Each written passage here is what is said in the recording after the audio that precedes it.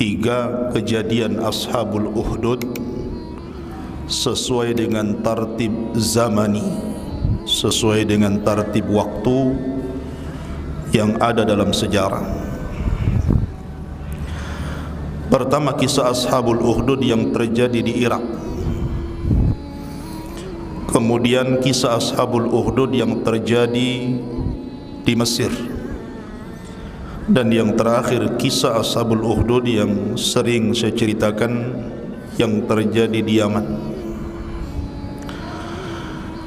Pertama, kisah Ashabul Ukhdud yang terjadi di Irak. Irak adalah salah satu negeri yang dijadikan sumpah di dalam Al-Quranul Karim. Wattini wazzaitun wa turi sinina wa hadzal baladil amin. Wattin artinya tumbuhnya tanaman, tumbuhan yang disebut dengan buah tin. Wazaitun juga sama, negeri yang banyak tumbuh di situ buah zaitun. Maksudnya di sini dua negeri yang disebut oleh ahli tafsir sebagai negeri Irak dan juga Syam. Negeri Irak adalah salah satu negeri yang diutus kepada mereka salah satu daripada Rasul ulul azmi minar rusul. Ulul azmi dari kalangan Rasul, dan jumlah ulul azmi itu ada 5. Dimulai daripada Nuh alaihi salatu wassalam, kemudian Ibrahim, kemudian Musa, kemudian Isa, dan yang terakhir Rasul kita Muhammad sallallahu alaihi wasallam. Itu disebut ulul azmi. Di antara ulul azmi yang merupakan Abu al-Anbiya, bapaknya para nabi, adalah Ibrahim alaihi salatu wassalam.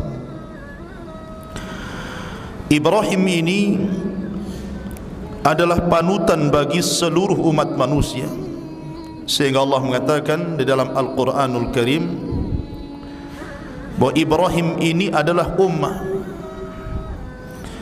Artinya ummah di sini adalah panutan dalam segala hal. Inna Ibrahim kana ummatan. Sesungguhnya Ibrahim itu ummah. Dalam segala hal akhlak ada pada Ibrahim, sehingga layak Ibrahim itu dijadikan percontohan. Bahkan di dalam Islam, satu-satunya nabi dan rasul secara zat yang boleh diikuti secara tasrih terang-terangan dalam Islam itu adalah Ibrahim. Selain Rasul kita adalah Ibrahim. Allah mengatakan wattabi' millata Ibrahim, ikutilah agama Ibrahim. Padahal Rasul kita Muhammad sallallahu alaihi wasallam. Tetapi dalam Islam kita disuruh mengikuti agama Ibrahim juga. Dan itulah satu-satunya secara tegas dan jelas Al-Quran memerintahkan kita kaum muslimin bukan hanya mengikuti agama Rasul, juga mengikuti agama Ibrahim. Makanya selalu disandingkan dalam salawat setiap solat, namanya salawat Ibrahimiyah. Allahumma salli ala Muhammad wa ala ali Muhammad kama sallaita ala Ibrahim wa ala ali Ibrahim. Selalu disandingkan di situ. Ibrahim alaihi salatu wassalam diberikan kecerdasan yang luar biasa. Sejak kecil, remaja, dewasa sampai tua, kisahnya lengkap dalam Al-Quran. Tapi tentu kita tidak akan mengkisahkan seluruh kisah Ibrahim dari awal sampai akhir, tidak cukup waktu. Kita akan mengambil yang berkaitan dengan tema kisah Ashabul Ukhdud.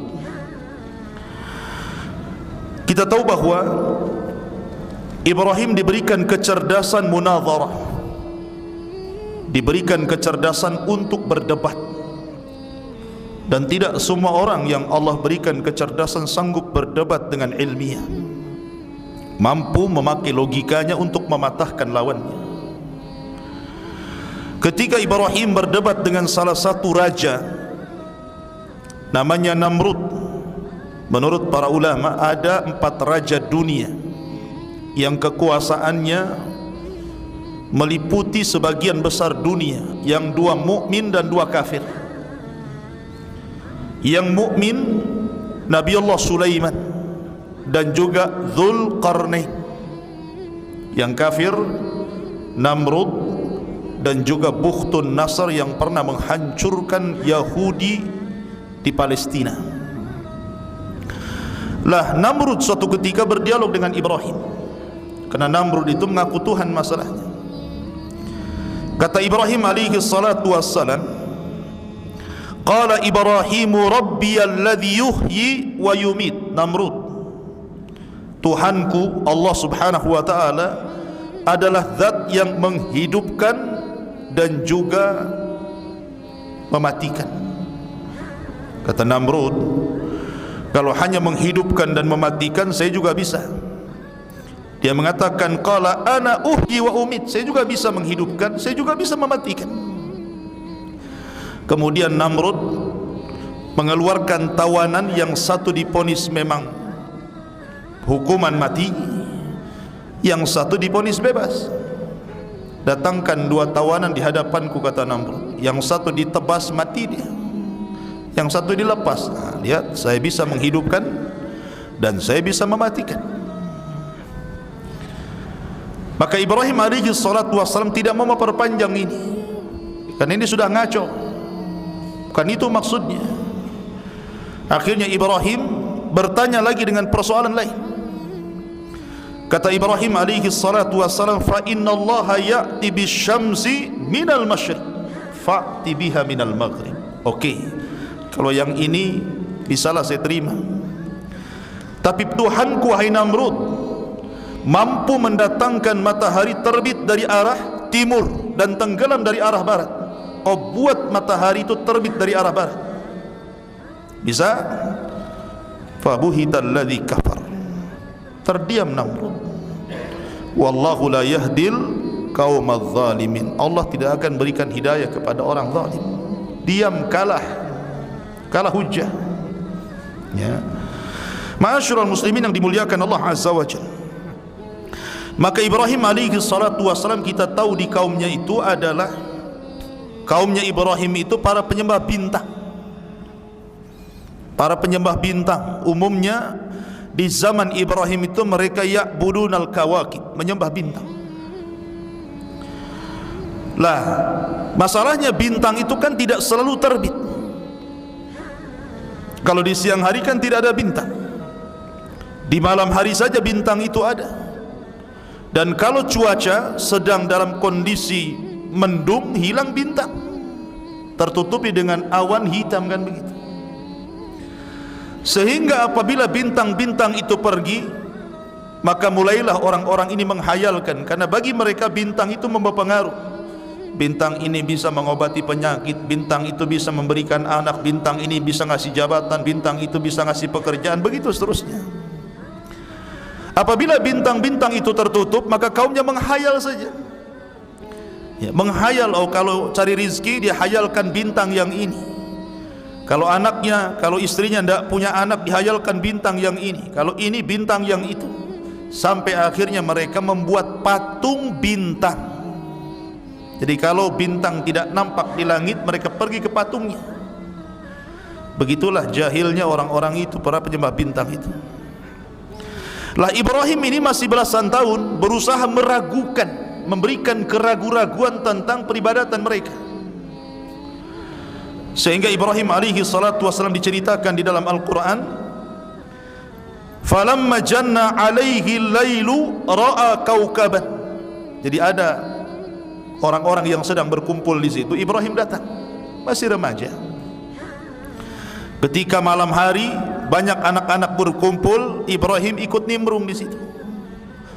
Mulailah Ibrahim mengatakan di hadapan anak-anak muda di zamannya, dengan melihat ke langit, bintang yang berserak di langit, kata Ibrahim, hadza rabbi, mungkin itu Tuhanku. sebagaimana keyakinan kalian Tuhan kalian. Maka ketika itu bapaknya senang Ibrahim sudah mulai menyembah bintang, karena Ibrahim susah diatur sama bapaknya. Wah, Ibrahim sudah taubat, sudah mengakui bintang itu Tuhannya.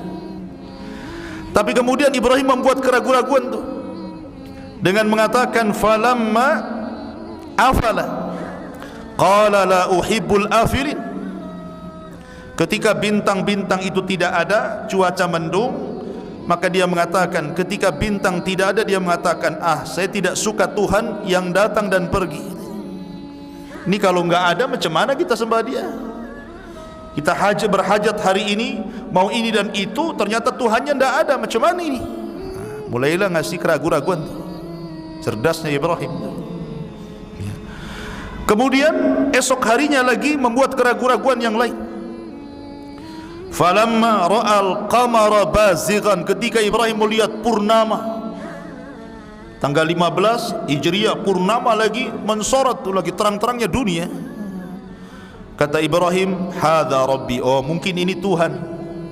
Berbeda dengan bintang-bintang, agak besar sedikit nih. Kemudian dia mengatakan falamma afala qala la illam yahdini rabbi la akunanna minal qaumidh dhalim. Tiba-tiba purnama itu hilang, bulannya hilang. Maka dia datang lagi kepada anak-anak muda kaumnya dan mengatakan, kalau Allah tidak memberikan hidayah kepadaku, tentu aku termasuk orang tersesat. Masa Tuhan kadang-kadang muncul, kadang-kadang tenggelam? Mulai dibuat ragu-ragu lagi nih kaum ini. Kemudian ketika keesokan harinya, falamma ra'a asy-syamsa bazighatan, ketika ada matahari yang mensorot gitu kan, lebih besar lagi kan matahari, maka Ibrahim mengatakan, hadza rabbi hadza akbar. Mungkin ini Tuhan saya ini. Dia agak besar sedikit masalahnya. Bintang kecil, bulan besar, ini besar lagi katanya. Mungkin ini Tuhannya. Tetapi falamma afalat qala ya qaumi inni bari'um mimma tusyrikun. Ketika matahari tenggelam, dia mengatakan, wahai kaumku, aku berlepas diri dari Tuhan kalian. Aku berlepas diri dari Tuhan kalian, dari apa yang kalian sekutukan dengan Allah Azza wa Jalla. Ini Tuhan kalian enggak benar nih. Mulai itu pandainya Ibrahim membuat keraguan di sini. Jadi betul-betul Ibrahim itu walaupun di masa belasan tahun masih remaja itu sudah berdakwah, mengajak manusia ke dalam tauhid. Ma'asyiral muslimin yang dimuliakan Allah Azza wa Jalla, sampai pada waktunya ketika Raja Namrud ini membuat semacam acara kerajaan, Id kerajaan, ulang tahun kerajaan, ya. Maka seluruh manusia membuat pesta pora di luar istana, di jalan-jalan, di lapangan-lapangan, di gang-gang, ramai sehingga istananya kosong karena semua orang keluar membuat parade gitu ya. Ibrahim diajak bapaknya, ayo kita menghadiri acara ulang tahun Namrud. Kata Ibrahim, inni sakim, maaf saya lagi sakit. Bohong dia, padahal dia punya siasat. Karena istana lagi kosong, dia mau menghancurkan patung-patung Namrud. Maka dia berbohong kepada bapaknya, inni sakim, saya lagi sakit demam. Bapak saja pergi sana katanya. Ketika semua sudah di luar, Ibrahim bawa palu mengendap-endap masuk ke istana Namrud. Kemudian dia masuk ke dalam istana dan mengatakan, wa tallahi la aqidanna asnamakum ba'da an tuwallu mudbirin. Demi Allah, kata Ibrahim, saya akan hancurkan Tuhan-Tuhan kalian kalau kalian sudah pergi menghadiri pesta kalian. Sumpah Ibrahim menghancurkan patungnya. Kemudian dia masuk, faja'alahum judzadan illa kabiran lahum la'allahum ilaihi yarji'un. Kemudian Ibrahim setelah melakukan hiwar bersama patung, jadi masuk ke areal patung itu, Tuhan-Tuhan Namrud dan kaumnya. Mulai dia berdialog, dia mau makanan, kasih makanan, kulu, makan. Mana patung bisa makan? Diam sajalah patung itu ya. Terus Ibrahim berdialog dengan patung, Ya tidak mungkin dijawab, tidak bisa bicara. Maka Ibrahim pun mulai marah. Kemudian faja'alahum judzadan illa kabiran lahum. Maka Ibrahim memukul-mukul palu godem itu, kemudian menghancur-hancurkan seluruh berhala di tempat yang dianggap suci Namrud dan kaumnya itu. Illa kabiran lahum, kecuali patung yang paling gede saja dibiarkan. Kemudian dia kalungkan palu itu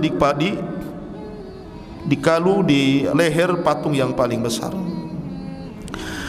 Kemudian setelah itu mereka pun selesai ulang tahun, masuk ke tempat peribadatan. Mereka kaget, kenapa? Tuhannya tumbang, hancur. Kemudian mereka mengatakan, qalu man fa'ala hadza bi alihatina innahu laminadh zalimin. Kurang ajar nih, siapa yang melakukan ini? Orang itu zalim sekali, masa patung dihancur-hancurkan, masa Tuhan dihancur-hancurkan katanya. Tuhan itu diibadahi, bukan dihancurkan.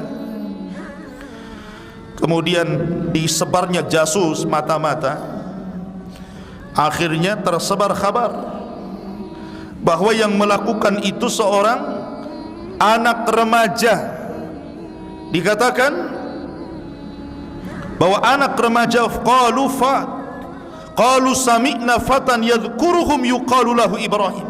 Kata salah satu mata-mata mengatakan, ya Namrud, ada fatan, lihat, pakai fatan, bukan syab. Kalau syab anak muda, kalau fatan itu masih belasan tahun.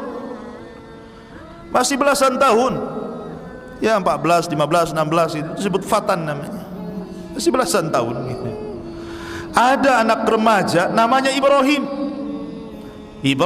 Tangkap Ibrahim.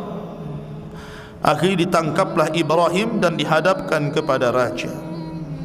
Ini yang sebenarnya dimaukan Ibrahim. Dia pengen berdialog dengan si Namrud itu. Mulailah kemudian mereka mengatakan, fa'tu bihi ala a'yunin nas la'allahum yashhadun. Sebelum kita interogasi Ibrahim ini, kumpulkan manusia biar mereka menyaksikan nih, orang ini sudah keterlaluan. Kumpulkan manusia. Mulailah berdialog sang raja dan mengatakan, qalu a anta fa'alta hadza bi alihatina ya Ibrahim. Wahai Ibrahim, apakah engkau yang melakukan terhadap penghancuran patung-patung ini, wahai Ibrahim? Maka Ibrahim alaihi salatu wassalam kemudian membantah dan mengatakan, qala bal fa'alahu kabiruhum hadza fas'aluhum in kanu yantiqun. Kata Ibrahim tidak langsung menunjuk dirinya, saya yang bertanggung jawab, tidak, tapi dia membuat jari-jari telunjuknya dihadapkan kepada patung, tapi jari yang lainnya dihadapkan kepada dia. Seperti ini maksudnya, jari ini ke dirinya gitu ya, tapi yang tengah, yang telunjuk ini ke patungnya. Sebenarnya jari ini menunjuk saya gitu ya, tapi dia ditunjukkan ke patung itu. Ya, cerdasnya Ibrahim, maksudnya saya, tapi dia ingin mengkambing belangkan patung itu. Ya. Akhirnya kemudian Ibrahim mengatakan, itu tuh yang besar tuh yang melakukannya. Kalau nggak percaya tanya saja, katanya. Lihat, suruh tanya, interogasi tuh patung itu. Jangan interogasi saya terus. Kejahatan itu harus ada dua alat bukti, kan begitu ya. Dan kejahatan itu bukan karena hanya niat pelakunya, tapi juga ada kesempatan. Waspadalah. Artinya bahwa Ibrahim di sini mengajak berpikir Namrud, belajar berpikir logika. Tanya dia, kalau dia memang bicara, tanya dia. Itu di situ buktinya, patungnya ada di lehernya kok. Patung tidak saya bawa, katanya. Tanya dia kalau bisa bicara. Farajau ila anfusihim faqalu innakum antum zalimun. Mulailah mereka berpikir, kalian memang ini gimana? Mereka berpikir itu tentang perkataan Ibrahim. Ibrahim sudah masuk di sini hujahnya. Ya. Kemudian mulailah ketika mereka mengatakan, laqad alimta ma haula yantiqun. Hai Ibrahim, kamu kan sudah tahu mereka enggak bisa bicara.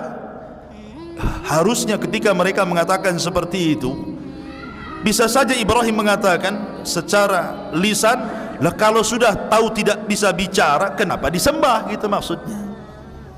Ketika mereka mengatakan laqad alimta ma haula yantiqun, kamu kan dah tahu Ibrahim mereka enggak bisa bicara, masa suruh kami bicara dengan mereka? Nah, kalau sudah enggak bisa bicara, ngapain disembah? Ya. Mulailah Ibrahim memasukkan hujahnya dari sini. Mulai masuk nih Ibrahim nih. Ya. Apa kata Ibrahim? Afa ta'buduna min dunillah ma la yanfa'ukum syai'an wa la yadurrukum uffil lakum wa lima ta'buduna min dunillah afala ta'qilun. Kata Ibrahim, patung-patung kalian tidak bisa bicara. Kenapa kalian sembah Tuhan selain Allah yang tidak mendatangkan manfaat kepada kalian, tidak juga mencegah madarat kepada kalian? Sudahlah, berhenti dari apa yang kalian sembah selain Allah. Kalau kalian itu punya otak, bahasa saya punya otak, afala ta'qilun, kalau kalian mau berfikir. Ya. Maka ketika mereka tidak bisa membantah hujah, Ibrahim tidak bisa. Ketika Ibrahim mendatangkan hujah yang kuat, maka mereka mendatangkan hujah yang lebih kuat, bukan dengan dalil, dengan cara mengatakan qulna, qalu harrikuhu wansuru alihatakum in kuntum fa'ilin. Bakar saja anak itu, bakar. Sepakatlah Ibrahim, kemudian dibakar. Disinilah kisah Ashabul Ukhdud di Irak. Ashabul Ukhdud itu artinya orang-orang yang mengumpulkan kayu bakar untuk membakar kaum muslimin, orang-orang yang bertauhid. Di sini dimulai kisahnya. Maka Namrud menginstruksikan seluruh prajuritnya selama 1 bulan untuk menumpuk-numpuk kayu bakar. Ibrahim di penjara, tumpukan 1 bulan mengumpulin kayu bakar tak segede gunung tuh. Dibakarlah kayu itu. Siapa yang bisa mendekati kebakaran yang hebat saja? Satu rumah kebakaran mungkin 10 meter, 20 meter pun orang enggak tahan panasnya. Ini api yang sangat besar. Seluruh malaikat menanti-nanti perintah Allah Azza wa Jalla. Malaikat yang menurunkan hujan, Mikail, sudah siap-siap untuk menghujani dan memadamkan api. Malaikat yang menjaga jibal gunung siap menghantamkan gunung kepada api. Malaikat maut siap untuk mencabut nyawa-nyawa orang-orang yang zalim kepada nabinya. Jibril sudah siap-siap untuk menyambar dan mengambil Ibrahim. Tinggal menunggu perintah Allah Subhanahu wa taala. Subhanallah, rupanya Allah lebih cepat dibandingkan para malaikat. Allah Subhanahu wa taala berfirman, "Qul ya naru kuni bardan wa salaman ala Ibrahim." Ketika itu Allah katakan, kami katakan, wahai api, kuni bardan, jadilah kau dingin. Jadilah kau dingin. Wasalaman, selamatkan ala Ibrahim. Selamatkan ala Ibrahim. Abdullah bin Abbas radhiyallahu anhuma, beliau mengatakan ketika Ibrahim alaihi salatu wasalam dilempar ke dalam api, apa yang dibaca beliau? Hasbunallah wa ni'mal wakil. Cukuplah bagi Allah, karena Allah lah sebaik-baik pelindung. Wallahu khairun hafid. Allah itu sebaik-baik penjaga. Persis seperti yang diucapkan Nabi SAW ketika ditakut-takuti setelah kemenangan Badar, bahwa akan ada pasukan Quraisy yang akan datang dan menghajar Rasul dan kaum muslimin. Ketika dikatakan, innan nasa qad jama'u lakum fahshawhum wa zadahum imana wa qalu hasbunallah wa ni'mal wakil. Ketika Rasul ditakut-takuti, manusia akan berkumpul dan akan menghajar, menyerang kalian, maka bertambahlah iman Rasul dan para sahabat dan mengatakan hasbunallah wa ni'mal wakil. Cukuplah Allah, dialah sebaik-baik pelindung. Ibrahim pun diselamatkan. Padamnya nyala api tidak mungkin sehari dua hari, minimalnya 1 minggu baru padam. Walaupun sudah padam, abunya masih panas kan, ditunggunya itu. Bagaimana nasib Ibrahim alaihi salatu wassalam?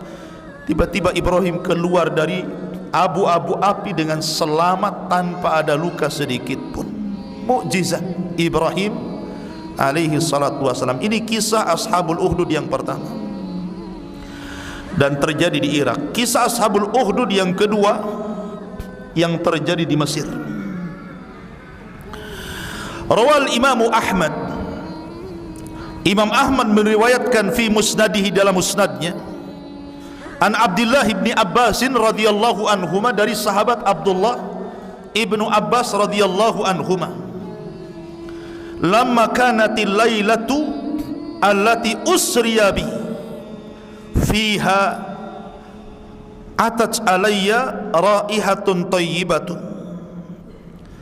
Abdullah bin Abbas radhiyallahu anhuma menuturkan sabda Rasulullah, kata Rasulullah, pada malam di mana aku diisrakan oleh Allah Azza wa Jalla, Nabi berada di rumah, berada di haram. Kemudian tiba-tiba Jibril datang dan membawa Rasul sallallahu alaihi wasallam dengan buruk ke mana? Ke Masjidil Aqsa. Kemudian dari Masjidil Aqsa dibawa ke Sidratil Muntaha. Di Sidratil Muntaha itulah Rasul tiba-tiba kemudian melihat ada buk'ah, ada tanah harum. Tanah itu sangat harum, harum semerbak, wangi luar biasa. Kemudian Nabi SAW bertanya kepada Jibril, ma hadhihi raihatut tayyibatu ya Jibril. Jibril, kenapa tanah yang di situ itu harum sekali? Sangat harum sekali tanah itu. Itu wangi siapa itu? Faqala, maka Jibril mengatakan, hadhihi raihatu masyitati ibnati fir'auna wa auladiha. Itulah masyitah, tukang sisir anak-anak putri Fir'aun. Dia dikubur di situ, kuburannya wangi ya. Kemudian Rasul bertanya, wa ma sya'nuha, loh kenapa? Emang ada apa dengan dia? Hebat sekali dia.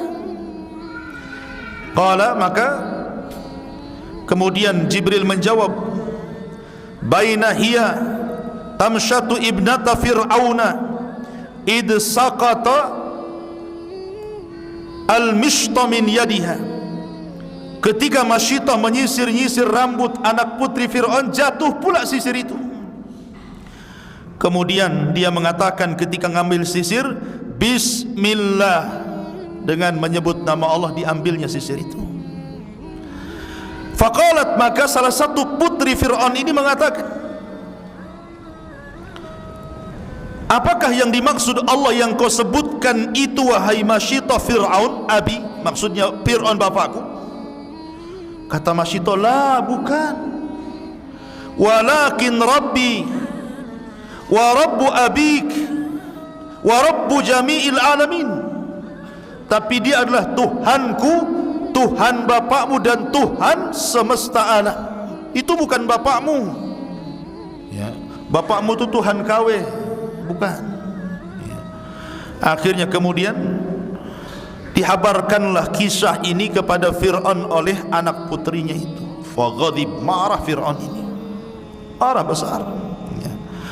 Kemudian dipanggilnya Masyitah dan mengatakan, ya Masyitah, wa inna laki rabban ghairi, betul ada Tuhan selainku, kata Fir'aun. Dengan beraninya Masyitah mengatakan, na'am Rabbi wa Rabbuk, Allah, ya Rabbku dan Rabbu Allah subhanahu wa ta'ala. Subhanallah, lihat seorang wanita pembantu istana, di depannya Fir'aun dengan berbagai macam kebengisan dan prajurit yang kuat. Berani wanita ini, coba, nggak punya takut-takutnya dia mengatakan, ya Allah adalah Tuhanku dan Tuhanmu. Coba lihat beraninya wanita ini. Mungkin disangka mabok sama orang begini. Inilah keimanan. Kalau sudah terhujam ikhwatu fiddin, dia tidak mungkin takut kepada siapapun kecuali Allah. Fala takhafuhum wa khafuni. Jangan takut kepada mereka, kata Allah, takutlah kepada aku. Kemudian Fir'aun pun memerintahkan untuk menyediakan nuhas, kawali dari bejana yang sangat besar. Kemudian diletakkan minyak goreng di situ. Kawali yang sangat besar, dimasukkan minyak goreng itu berapa liter tuh. Kemudian Fir'aun pun menghadirkan Masyitah dan putra-putranya dan satu bayi yang masih digendongnya. Satu persatu putranya dimasukkan. Putranya berusaha menjerit-jerit minta bantuan. Siapa yang bisa membantunya? Dengan kekejaman Fir'aun seperti itu, satu persatu, sampai kepada anak bayinya. Masyitah sempat goyang karena ini masih bayi masalahnya. Tapi tiba-tiba Allah subhanahu wa ta'ala buat bicara bayi ini.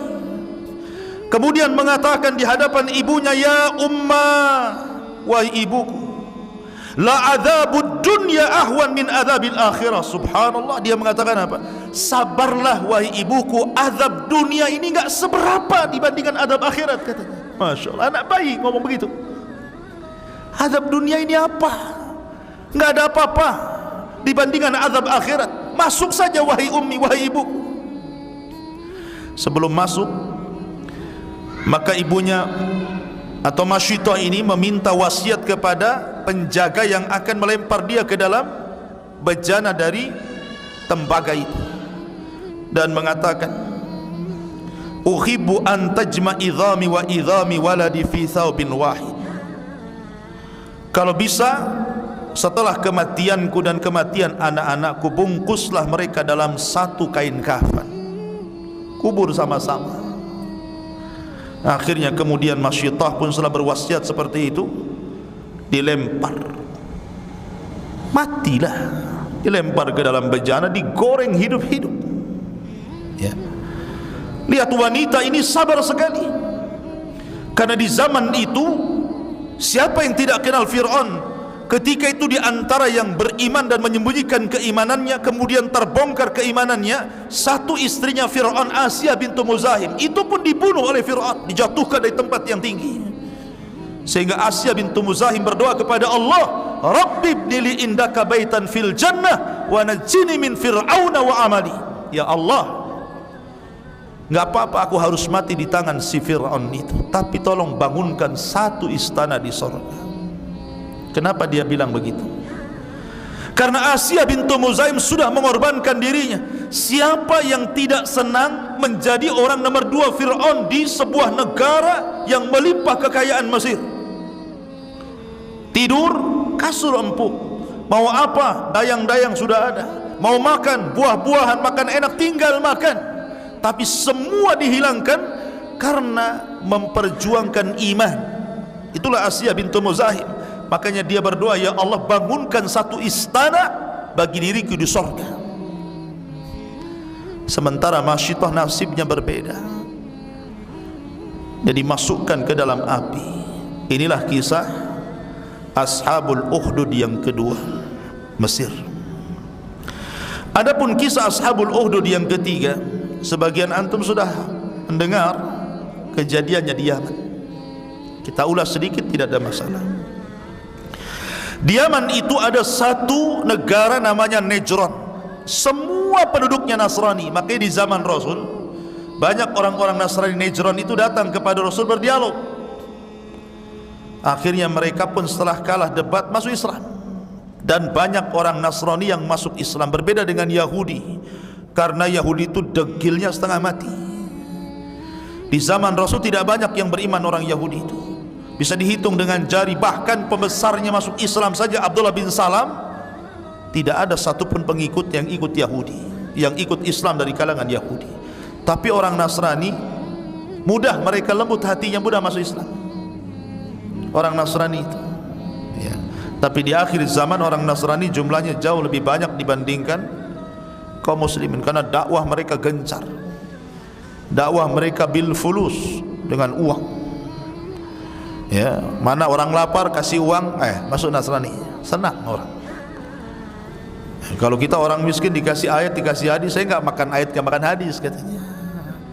Makanya Allah mengatakan berjihad itu bukan dengan pedang saja, tapi dengan harta. Islam juga menganjurkan berdakwah dengan harta kan. Wajahidu bi amwalikum wa anfusikum, berjihadlah dengan harta. Seperti mereka orang-orang Nasrani berjihad dengan harta. Tapi ingat, Allah mengatakan bahwa mereka itu yunfikuna amwalahum liyasuddu an sabilillah. Mereka itu menghabiskan harta mereka untuk menghalang-halangi manusia dari jalan Allah. Fasayunfikunaha thumma takunu alaihim hasratan thumma yughlabun. Makanya mereka hanya sia-sia saja, penyesalan saja. Di akhirat enggak dapat apa-apa. Ya. Nah, Najran ini agamanya Nasrani. Rajanya namanya Dzunwas. Dzunwas itu raja zalim, raja yang sangat zalim, Raja Dzunwas ini. Lah Raja Dzunwas ini suatu ketika membuat pelebaran kekuasaan sampai ke Mekah dan Yasrib, yang berikutnya disebut Madinah. Lah Yasrib itu penuh dengan orang Yahudi. Setelah kalah Yahudi, akhirnya kemudian Yahudi ini kan cerdas tuh, kemudian bersiasat dengan Dzunwas akan menolong dengan harta, tenaga, biaya. Asal kau masuk ke agama Yahudi, kami jadikan kau raja kami, kita kembangkan kekuasaanmu katanya. Tertariklah Dzunwas, masuk pula dia ke Yahudi, kemudian memaksa orang-orang Nasrani Najran untuk murtad, kalau tidak disiksa. Lah Dzunwas ini sama dengan raja-raja sebelumnya, sama dengan Fir'aun yang mengatakan ana rabbukumul a'la, sama dengan Namrud yang mengatakan saya Tuhan kalian. Dzunwas juga ngaku Tuhan. Tetapi Dzunwas itu punya keanehan-keanehan supaya orang-orang percaya dia Tuhan. Tapi keanehan itu dibuat oleh tukang sihir di belakang Dzunwas, menunjukkan bahwa para penguasa itu punya penasehat spiritual. Dukun lah bahasa kitanya, keren kali spiritual. Kemudian tukang sihir ini sudah tua, meminta kepada Dzunwas untuk dicarikan anak muda untuk supaya ilmu sihirnya diwariskan, supaya kalau dia mati, dia anak muda ini yang meneruskan kelanggengan sang raja dan pengakuan Tuhannya. Dicarilah anak muda, ketemu. Lah anak muda ini memang cerdas, cerdik, pandai.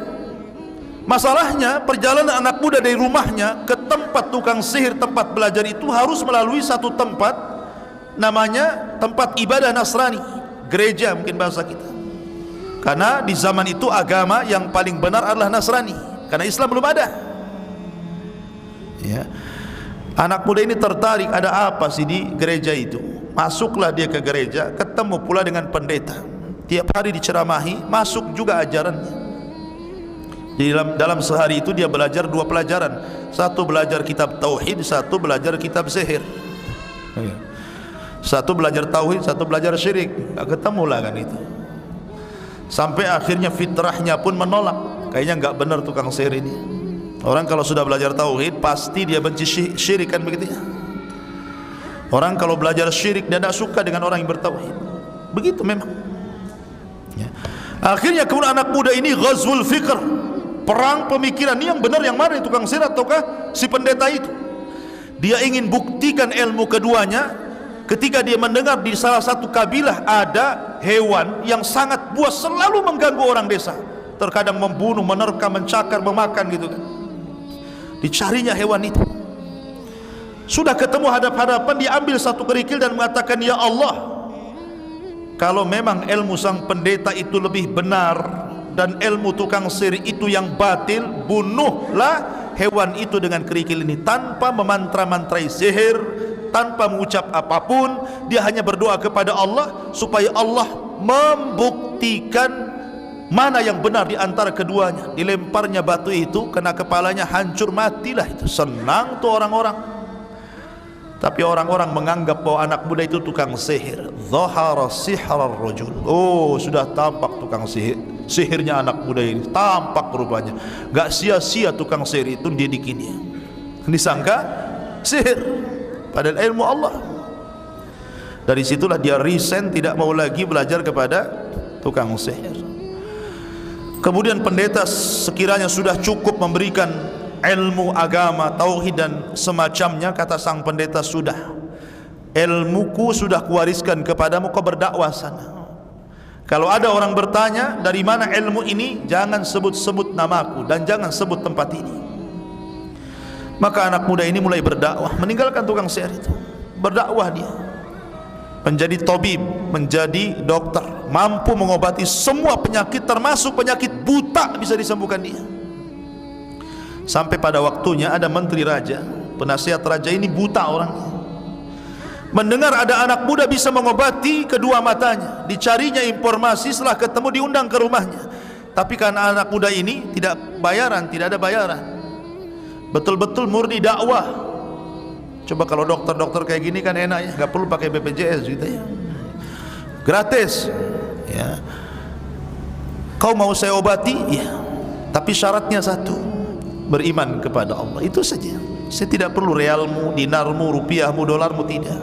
Saya butuh kamu beriman, bantu aku mengobati kamu dengan beriman dirimu kepada Allah. Berdoalah anak muda ini kepada Allah, sembuh betul. Akhirnya dia bisa melihat. Ketika ada pertemuan dengan sang raja, raja kaget. Siapa yang menyembuhkan dia sendiri? Tuhan yang gak bisa menyembuhkan penyakit buta. Dia kan aku Tuhan, tapi kan Tuhan KW masalahnya, gak bisa ngobati orang. Sehingga dia bertanya, siapa yang menyembuhkan matamu? Karena dia sudah bertauhid, dia mengatakan Allah. Kaget raja, loh kan saya Tuhanmu, kenapa ada Tuhan selainku, katanya. Tangkap orang ini, dia sudah murtad, masukkan ke penjara. Masukkan ke penjara, dipaksa untuk ngaku siapa yang menyembuhkan kedua matanya. Karena enggak tahan siksaan, ngaku juga anak muda, dipanggil, ditangkap anak muda itu. Kemudian diinterogasi anak muda, siapa yang ngasih ajaranmu ini? Akhirnya disiksa enggak tahan, ngaku juga sang rahib, ditangkap juga sang rahib. Tiga-tiganya masuk penjara. Kemudian dua orang, sang rahib dan sang menteri, digergaji kepalanya, terbelah menjadi dua, dan tidak meninggalkan keimanannya. Kata Rasul ketika berwasiat kepada Khabbab bin Arat, ya Khabbab, karena Khabbab ini kan budak, seorang pandai besi, kerjanya buat pedang, buat pisau, buat golok. Dia masuk Islam, majikannya kafir. Setiap hari ambil besi sama majikannya, dipanaskan, diletakkan di punggungnya, kesakitan dia, suruh murtad tapi dia tidak mau. Makanya di zaman Amirul Mukminin, ketika Amirul Mukminin bercerita Umar tentang kisah bagaimana penekanan orang-orang Quraisy kepada orang-orang yang beriman, kata Khabbab, demi Allah wahai Amirul Mukminin, tidak ada orang yang pernah merasakan kekejaman di zaman itu melebihi daripada diriku. Amirul Mukminin heran, kenapa Khabbab mengatakan seperti itu? Disingkap bajunya, semua penuh dengan bolong-bolong, bekas luka, tusukan itu. Maka menangislah Umar bin Khattab. Khabbab tidak tahan, datang kepada Rasulullah. Ketika itu Rasul sedang duduk di sekitar Ka'bah dan mengatakan, ya Rasulullah, ala tad'u lana ala tastaghfir lana. Rasul, berdoalah kepada Allah, tidakkah iba melihat kondisi kami? Cepat supaya Allah mendatangkan pertolongannya. Tapi Nabi SAW mengatakan kepada Khabbab, sabar, pertolongan itu akan datang nanti. Sampai orang-orang Son'a berjalan ke Hadraul Maut Yaman tidak takut kecuali kepada Allah, karena perjalanan itu perjalanan yang sangat menakutkan di dunia sampai hari ini. Kalau anda di Yaman, perjalanan Son'a ke Hadraul Maut itu sangat menakutkan, mencekam.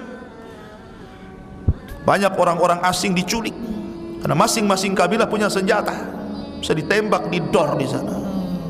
Ya. Kata Rasul, nanti Islam itu akan jaya sampai orang Son'a ke Hadraul Maut berjalan tidak takut kecuali kepada Allah. Kemudian Rasul mengatakan, ya Khabbab, dulu ada orang yang dikubur hidup-hidup karena menjaga keimanannya.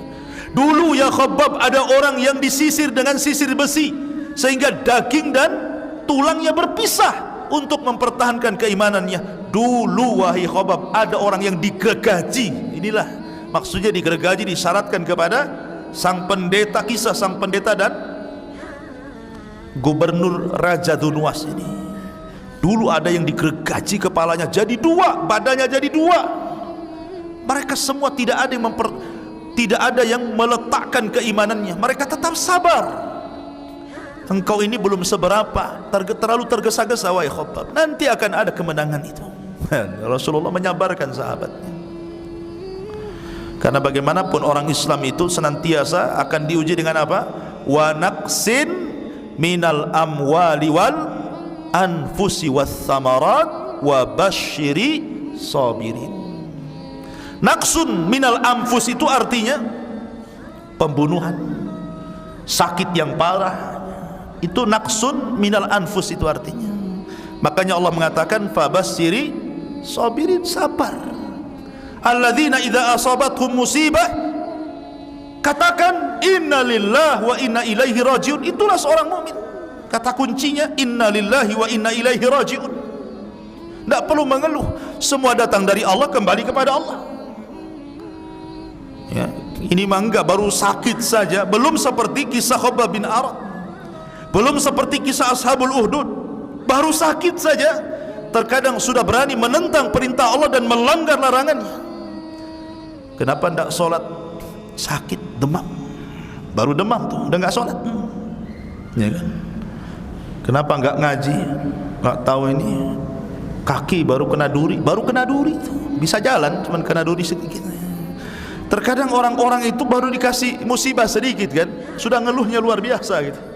Baru diuji, difitnah sama kawannya, kamu ngaji di mana? Di Muhajirin. Radikal, nggak mau lagi. Dia baru diuji gitu, nggak sabar dia. Udah akhirnya nggak mau taklim. Kenapa nggak taklim? Takut disebut radikal. Loh, kemarin kamu itu cingkrang celananya, kenapa musbil lagi? Iya, takut radikal. Jadi kadang-kadang orang itu baru disenggol sedikit sudah subhanallah, ini ujian ya. Innalillahi wa inna ilaihi rajiun. Akhirnya kemudian kembali ke kisah, dua-duanya mati. Raja ini tidak mau anak muda ini meninggal begitu saja.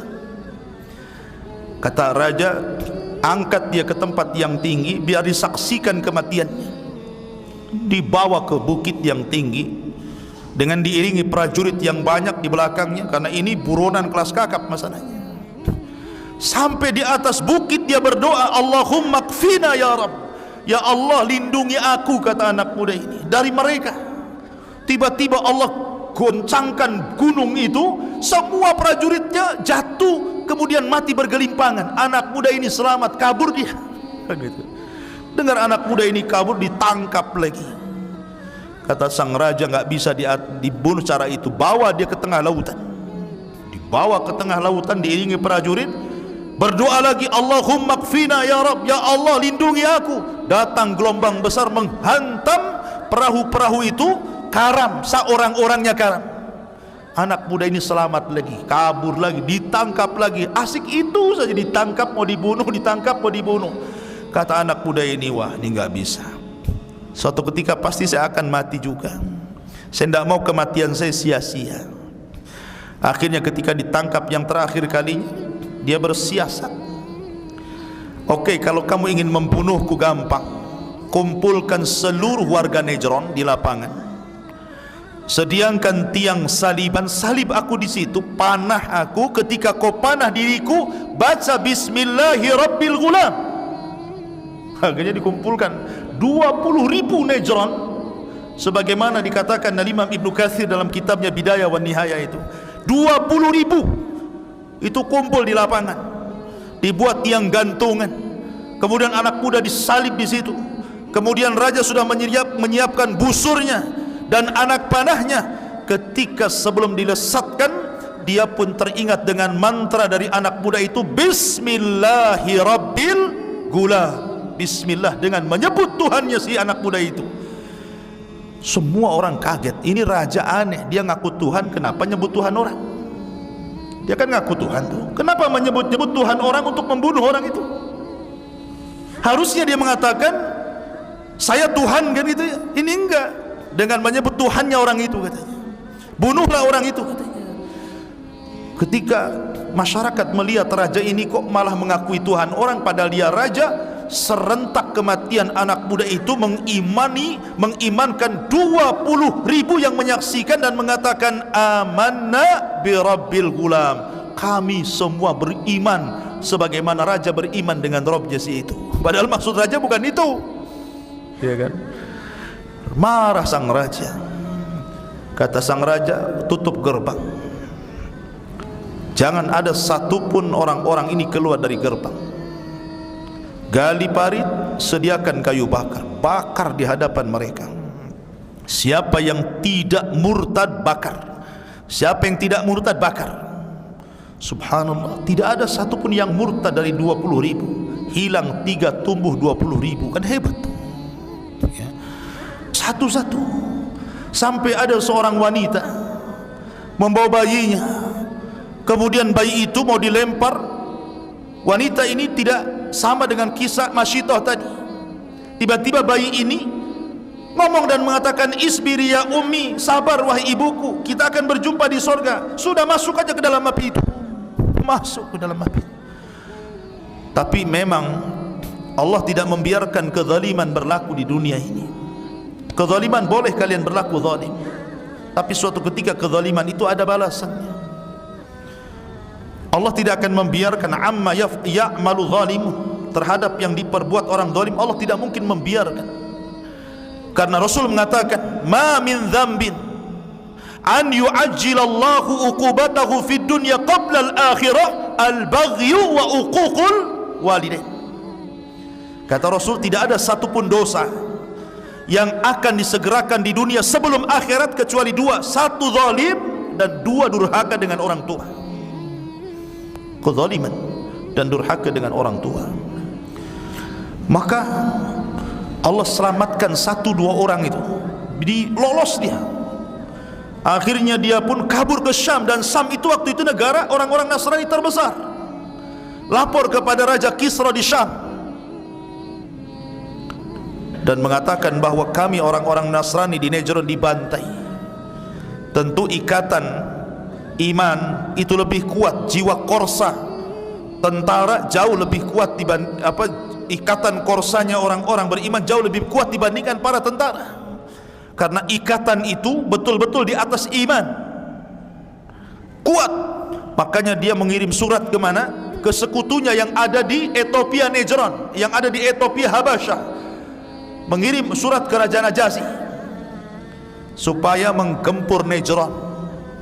Setelah Najasyi mendapatkan surat dari raja yang ada di Syam, disiapkan 2 pasukan besar, dipimpin 2 jenderal, 1 Riyadh dan 1 Abrahatul Asram. Yang kelak kisah Abraha ada sendiri tentang penghancuran Ka'bah ya. Berangkat tuh 2 jenderal Abraha dengan Riyadh dengan 2 pasukan besar, sampai di Yaman, dihancur-hancurkan Najran, diselamatkan orang-orang yang ditawan. Kembalilah Najran ke Nasrani. Dzunwas kabur, akhirnya mati di tengah lautan. Maka Najran kembali ke agama Nasrani. Tentu Nasrani di zaman itu kan berbeda dengan Nasrani di zaman sekarang. Sampai akhirnya kemudian kisah Ashabul Fil berlaku ketika Abraha membunuh Riyadh, dan dialah penguasa Najran di bawah kekuasaan Ethiopia. Tapi itu kisahnya lain. Lah ini kisah Ashabul Uhdud yang Allah katakan dalam suratul Buruj, qutila ashabul Uhdud. Dan ingat ikhwan, Ashabul Uhdud bukan hanya terjadi di Irak, bukan hanya terjadi di Mesir, bukan hanya terjadi di Yaman. Ashabul Uhdud itu dari zaman ke zaman pasti akan berlaku, apalagi di akhir zaman seperti ini, di mana orang-orang kafir menekan kaum muslimin, itu akan terus berlaku.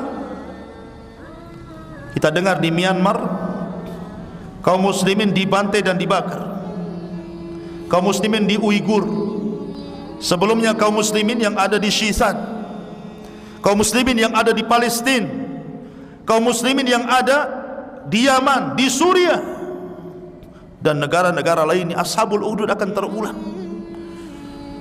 Orang-orang Islam yang dibantai kaum muslimin itu akan terulang sampai akhirnya Allah tegakkan sebuah khilafah ala minhajin nubuwah. Kapan? Ketika muncul seorang yang bernama Al-Mahdil Muntadhar, Muhammad bin Abdullah atau Ahmad bin Abdullah Al-Hasani Al-Alawi di akhir zaman. Kapan? Apakah 2020? Bukan. Tidak bisa kita menentukan tanggal. Rasul tidak pernah menentukan tanggal, tidak pernah mengatakan tahun 2020 akan muncul Imam Mahdi, sebelum munculnya Imam Mahdi akan ada dukhan. Karena kita berada di Ramadan yang pertengahannya Jumat, muncul hadis palsu yang mengatakan akan terjadi huru-hara. Ramadan terjadi huru-hara sampai bulan Dzulhijjah. Bulan Dzulhijjah jemaah haji akan terjadi pembantaian, dan puncaknya bulan Muharram akan terjadi pertumpahan darah di haram. Hadis ini bukan hanya dhaif tapi maudhu, palsu. Palsu hadis ini dibahas oleh para ulama palsu. Tapi hadis ini kenapa kemudian hadis maudhu tidak dijelaskan? Harusnya dijelaskan hadis ini maudhu. Jangan buat pusing. Ini Ramadan tahun ini memang pertengahannya hari Jumat. Orang dibuat was-was, berdebar-debar, ini betul tak betul tak, ini meteor akan jatuh, nih akan terjadi pemanasan global, tidak ada yang tumbuh, nanti manusia kelaparan, makanya tasbih Allahu Akbar, subhanallah, ilah. Ini aduh ngeri. Bukan kita tidak beriman Imam Mahdi muncul, kita beriman kemunculan Imam Mahdi, kita beriman kemunculan kiamat, kita beriman kemunculan Dajjal. Tapi kapan waktunya wallahu a'lam. Karena perkara gaib itu alladzina yu'minuna bil, cukup beriman dengan yang gaib. Wallahu a'lam. Sudah pas jam 10. Sebelum saya tutup, saya kasih pertanyaan, silahkan. Jangan banyak-banyak. Silahkan.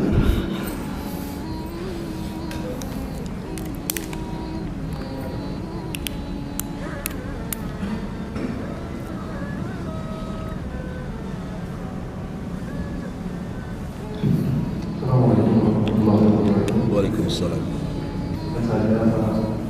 Apa saja yang bisa dikatakan zalim?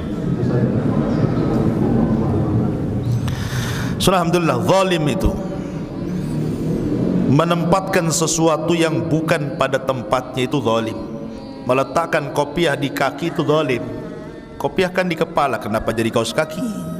Itu zalim namanya. Dan lawan zalim itu adil, meletakkan sesuatu pada tempatnya. Itu secara bahasa. Maka siapapun yang menempatkan syariat bukan pada tempatnya, zalim dia. Syariat menyuruh untuk berbuat baik kepada tetangga, kita pula berbuat jahat, zalim. Syariat menyuruh untuk berbuat baik kepada orang tua, kita durhaka, zalim. Syariat untuk menyuruh berbuat baik kepada sama muslim, kita jahat pula sama muslim, zalim. Karena meletakkan sesuatu yang bukan pada tempatnya. Dan kezaliman itu berlaku di mana saja. Kezaliman penguasa lebih parah lagi. Sampai Imam Zahabi menyebutkan satu bab tentang kezaliman penguasa, termasuk min kabairiz dzunub, termasuk dosa-dosa besar. Ya. Termasuk juga seorang suami kepada istri, ketika melihat maksiat kemudian suami tidak mencegahnya, zalim suami itu. Tahu ini hijab itu wajib bagi anak perempuan, anaknya sudah balik tidak pakai hijab, keluar rumah dibiarkan saja, zalim, zalim dia. Ya. Jadi ada zalim itu menyangkut dengan Allah, dan tidak ada kezaliman yang paling besar kecuali menyangkut dengan Allah, kesyirikan. Sebagaimana Luqmanul Hakim mengatakan kepada anaknya, ya bunayya la tusyrik billah inna syirka la zulmun azim. Kezaliman yang paling besar itu syirik. Tidak solat, zalim kepada Allah. Ya. Kemudian ada kezaliman yang menyangkut orang lain, mencuri, menzalimi, merampas hak, menipu, berbohong, menghina, mencaci, memaki, zalim. Dan ini susah tobatnya. Walaupun sudah bertobat nasuha kepada Allah, Allah masih menggantung ampunannya sampai orang yang dizaliminya mengikhlaskan. Kalau tidak terjadi kisos pada hari kiamat. Kemudian zalim kepada diri sendiri. Zalim kepada diri sendiri, menyiksa dirinya. Malam-malam sudah siang kurang tidur gitu ya, malam begadang lagi sampai jam 3, zalim dia. Kenapa? Merusak badan, karena akhirnya susah ibadah, malas ibadah, susah bangun, begini begitu, zalim. Memasukkan racun ke dalam tubuhnya, zalim. Ya kan? Jadi seperti itu. Jadi zalim kepada diri sendiri. Tidak menjaga kesehatan, zalim juga. Jadi zalim itu ada macam-macam. Tapi yang dimaksud hadis Nabi SAW tadi, ma min dzambin an yu'ajjilallahu uqubatahu fid dunya qabla al-akhirah al-baghyu wa uququl walidain. Tidak ada satu dosa yang akan disegerakan ancamannya, hukumannya di dunia sebelum akhirat. Al-baghyu artinya kezaliman, maksudnya kezaliman yang ada sangkut paut dengan orang lain. Seseorang mencuri, seseorang mengambil hak, seseorang begini, sebagaimana kisah yang disebutkan Imam Zahabi. Dan sudah saya ceritakan kepada antum tentang kisah orang zalim yang mengambil ikan dari orang miskin. Kalau tidak dikasih ikan itu, maka akan dibunuhnya orang miskin itu. Orang miskin dicuri ikannya, diambil haknya. Maka orang miskin hanya berdoa kepada Allah, Allahumma arini quwwataka ya Rabb, ya Allah tunjukkan kekuatanmu. Saya ini lemah, dia kuat, saya nggak bisa apa-apa. Akhirnya orang zalim ini pergi, senang dapat ikan. Rupanya ikan itu hidup, masih hidup, digigitnya jarinya. Pada awalnya digigit jari biasa saja, sampai rumah digoreng, dimakan, kenyang, enak gitu. Di malam hari gigitannya beracun. Dia merasakan sakit yang tidak ada tahu sakit rasanya kecuali Allah, saking sakitnya. Paginya nggak tahan, datang ke tabib. Kata tabib, itu ada racunnya di telapak tanganmu, kamu harus diamputasi. Sampai pergelangan tanganmu harus dipotong, kalau enggak akan menjalar racunnya sampai, kalau sudah sampai jantung kau mati. Akhirnya diamputasi lah. Baru 1 hari buat dolim sudah diamputasi, hilang tangannya. Baru hari ini ngambil ikan orang, besok sudah hilang tangannya. Lihat kezaliman, ya kan? Dikiranya sembuh tuh, malamnya sudah menjalar racunnya. Kata Imam Zahabi, dijelaskan dalam kitabnya, akhirnya datang lagi ke tabib. Kata tabib, kamu harus dipotong, diamputasi lagi sampai sikutmu, katanya. Dipotong lagi sampai sikutnya, bayangkan. Dikiranya sampai sikut itu sudah selesai, besoknya datang lagi, kata dokter harus diamputasi, dihabiskan tangannya, katanya. Dokter heran, aku sering menangani pasien kayak kamu, tapi penyakitmu itu aneh, kan itu. Ada apa dengan kamu? Dia cerita, oh mungkin saya kegigit ikan. Ikan itu sebenarnya bukan punya saya, punya orang. Kata dokter, coba sebelum kau diamputasi pergelanganmu, masih utuh tanganmu itu, kau jangan datang kepadaku, tapi datang kepada sahibus samak yang punya ikan itu, minta kereduannya, balikan haknya. Kau gak perlu datang kepadaku dan gak perlu juga dipotong tanganmu. Minta maaf sekarang, sebelum menjalar ke jantungmu. Dicarinya orang yang punya ikan itu, orang miskin itu. Sudah ketemu, dia mengatakan, samihni ya fulan, tolonglah maafkan saya, maafkan saya. Dimaafkan akhirnya, hilang penyakitnya. Akhirnya dia senang, dia bertanya kepada orang miskin itu, saya ingin bertanya sebelum saya pergi dan terima kasih. Saya melihat kau ini mengucapkan sesuatu ketika ikanmu saya ambil, kau ngomong apa? Maka sang miskin mengatakan, tidak, aku hanya mengatakan Allahumma arini quwwataka ya Rabb, ya Allah tunjukkan kekuatanmu, aku ini lemah, dia kuat, itu saja katanya. Dan Allah tunjukkan kekuatannya, betul-betul. Ketika itu dia menangis, pergi. Setiap ketemu orang, baik banyak ataupun sedikit, dia pun berteriak di jalan-jalan dan mengatakan, man ra'ani falam yadlim ahada, man ra'ani falam yadlim ahada. Siapapun yang melihat kondisiku sekarang ini, sudah 2 kali diamputasi, siapapun yang melihat kondisi tanganku, jangan pernah berbuat zalim sedikit pun kalian. Ya, kisah ini disebutkan Imam Zahabi rahimahullah ta'ala. Wallahu a'lam. Cukup. Subhanakallah bihamdika, asyhadu an la ilaha illa anta, astaghfiruka wa atubu ilaik. Allah ta'ala alam. Assalamualaikum warahmatullahi wabarakatuh.